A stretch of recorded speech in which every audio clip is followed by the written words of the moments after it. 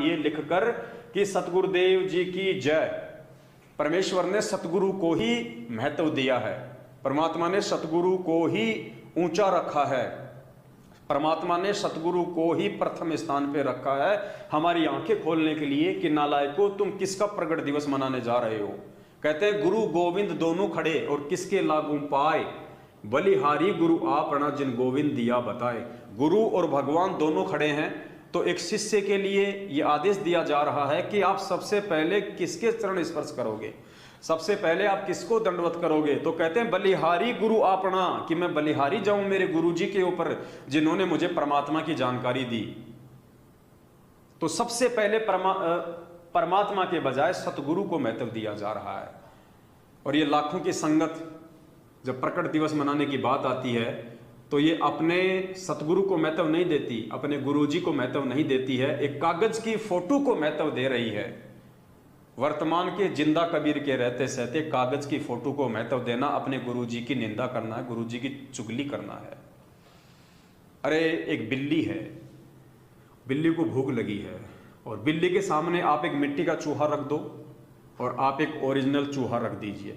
वो बिल्ली, वो जानवर भी इतनी समझदार है, अपनी भूख शांत करने के लिए वो मिट्टी वाले चूहे को नहीं खाएगी, वो जिंदा चूहे के ऊपर झपट्टा मारेगी, क्योंकि उसको पता है कि ये जिंदा है, ये मेरी भूख शांत कर सकता है।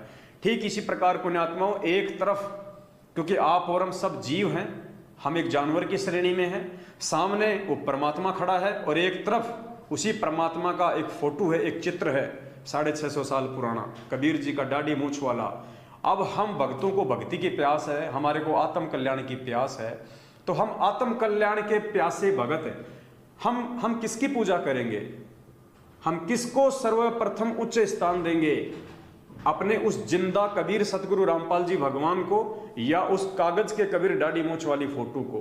पुण्यात्माओं, कॉमन सेंस की बात है और विचार कर लेना कि आप और हमारे में जो लोग 14 जून 2022 को कागज की फोटो का प्रकट दिवस मनाने जा रहे हैं, उनके अंदर उस जानवर बिल्ली के जितना भी भेजा है या नहीं है, दिमाग है या नहीं है। तो पूज्य गुरुदेव जी ने यहां अपने गुरुदेव को महत्व दिया है। हमने यही निष्कर्ष निकालना है कि इस पीले पर्चे में, यदि ये पीला पर्चा गुरुदेव ने हिसार जेल से लिख के भेजा है, तो हमने यही निष्कर्ष निकालना है कि परमेश्वर संकेत क्या कर रहे हैं। क्योंकि पुण्यात्माओं, दास पहले से ही ये बातें आपको बोलता आया है कि ये जो मार्ग है परमात्मा का, सतगुरु रामपाल जी भगवान ने जो सन 1994 से यथार्थ 13वां कबीर पंथ चलाया है, ये ज्ञान मार्ग है और ज्ञान मार्ग हमेशा ज्ञान आधार से ही चलेगा।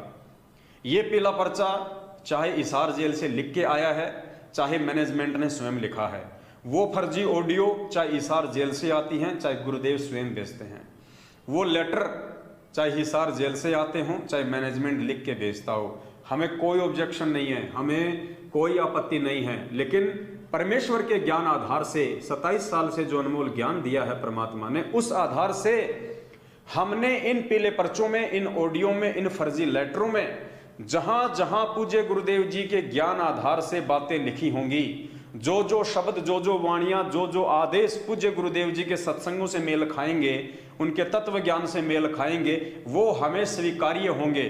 और जो जो बातें गुरुदेव के ज्ञान से मेल नहीं खाएंगी, भले ही वो ऑडियो चाहे गुरुदेव ने निकाली हो, भले ही वो पीला पर्चा चाहे गुरुदेव ने निकाला हो, हम सत्सेवक भाई बहनों को ज्ञान आधार से परमेश्वर की शिक्षाओं के तहत बिल्कुल भी स्वीकार्य नहीं होंगे। यही तत्व ज्ञान है और यही परमात्मा हमारी आंखें खोलना चाहते हैं कि नालायकों, 27 साल से मैंने ज्ञान दे दिया, अभी भी तुम किस भूल में भूले बैठे हो।